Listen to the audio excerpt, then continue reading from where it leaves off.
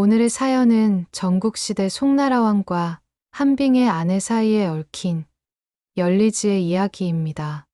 송나라 강왕언은 벽공벽병의 아들이며 척성의 동생입니다. 어느 날 밤, 그 모친이 잠을 자다가 꿈을 꾸었는데 어떤 사람이 꿈속에서 나타나 말했습니다. 나는 선하라 언왕이다. 그대의 몸을 빌어 다시 태어나겠노라. 그 후 바로 태기가 있어 아들을 낳았는데 이름을 언이라고 지었습니다. 언이 성장하자 그의 형인 척성을 쫓아내고 스스로 군주가 되었습니다. 그가 송나라 군주가 된 지 11년이 되었을 때 송나라의 한 백성이 참새의 둥지를 뒤지다가 참새 알에서 새매가 깨어난 것을 보고 괴이한 일로 여겨 군주인 언에게 바쳤습니다. 언이 태사를 불러 점을 쳐보게 하니 태사가 점괘를 펼쳐보고 아뢰었습니다. 작은 것에서 큰 것이 나왔으니 이는 약한 것이 변해 강한 것이 될 것이라는 괴라. 패왕의 형상이 일어나는 것입니다. 언이 기뻐하며 말했습니다. 송나라의 국력이 매우 약한데 과인이 나라를 일으키지 않는다면 또 누가 일으켜 주기를 바랄 것인가? 그리하여 장정들을 많이 뽑고 친히 훈련시켜 강한 병사 10만 여명을 얻었습니다. 마침내 동쪽으로 진격해 제나라를 쳐서 5개 성을 빼앗았고 남쪽으로는 초나라를 공격해 300여리의 땅을 개척했습니다. 또 서쪽으로는 위나라에 쳐들어가 2개 성을 점령하고 등나라를 멸망시켜 그 땅을 점령했습니다. 그리고 진나라에 사자를 보내 교분을 맺게 되자 이로부터 송나라는 강국이라고 불리었으며 제나라, 초나라, 삼진과 더불어 어깨를 나란히 했습니다. 마침내 언은 왕후를 참칭하게 되었습니다. 어느 날 옛 제후국이었던 봉부의 유적지에 놀러 나갔다가 우연히 뽕잎을 따는 여인을 보았는데 매우 아름다웠습니다. 그리하여 청릉에 누대를 짓고 그녀를 관찰했습니다. 그리고 그 집을 조사해 보니 사인인 한빙의 아내 식시였습니다. 송왕언은 사람을 시켜 한빙에게 자신의 뜻을 알리고 그의 아내를 바치라고 했습니다. 그러자 한빙은 아내에게 그 말을 전하며 그녀의 뜻을 물었습니다. 식시는 다음과 같이 시를 지어 대답했습니다. 남산에 새가 있는데 북산에 그물을 쳤도다. 새가 높이 나른다면 어찌 그물로 잡겠는가?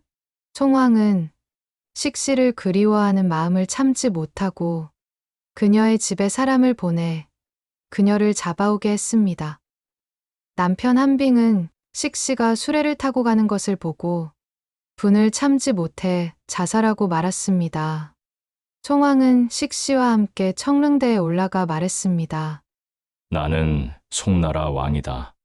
사람에게 부귀를 줄 수 있고 또 사람을 살리고 죽일 수도 있다. 게다가 내 남편은 이미 죽었는데 내가 어디로 갈 것인가? 과인을 따른다면 왕으로 삼으리라. 식시가 또 시를 지어 대답했습니다. 새도 암수가 함께 있으면 봉왕이 되기를 추구하지도 않습니다. 저는 서민이지만 왕과 함께 하기를 바라지 않습니다.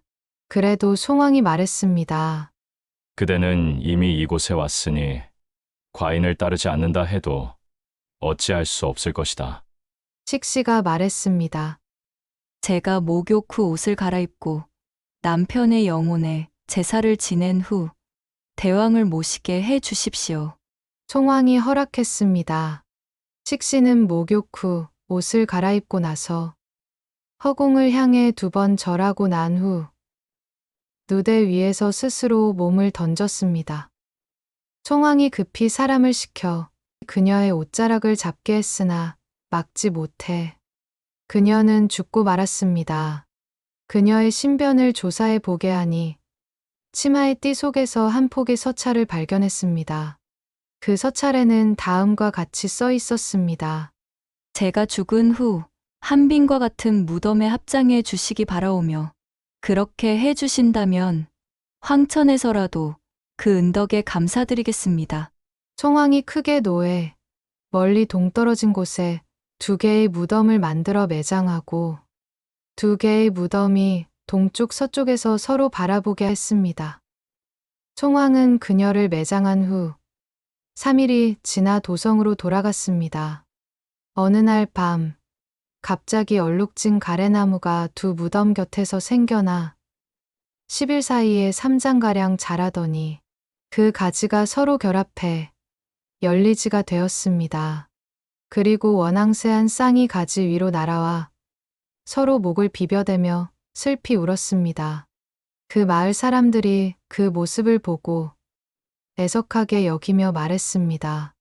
이는 한빙 부부의 영혼이 승화한 것이다.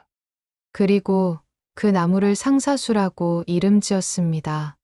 결국 송나라 강왕은 제나라, 초나라, 위나라 3국의 연합군에 의해 살해당했고 송나라는 멸망당했습니다. 어느 시인이 2 사람의 사연을 안타깝게 여겨 시를 지어 읊었습니다. 상사수 위 한 쌍의 원앙, 전고의 사랑하는 혼백의 일이 애답구나. 위세로 여인의 뜻을 꺾을 수 있다고 하지 말라. 여인의 성품이 군왕의 뜻을 꺾었도다. 이 열리지라는 문구는 당나라 때의 시인인 백거이의 장안가에서도 볼 수 있습니다. 하늘에서는 비익조가 되고 땅에서는 열리지가 되리라. 이와 비슷한 내용은 우리나라 백제시대 도미의 설화에서도 볼 수 있습니다.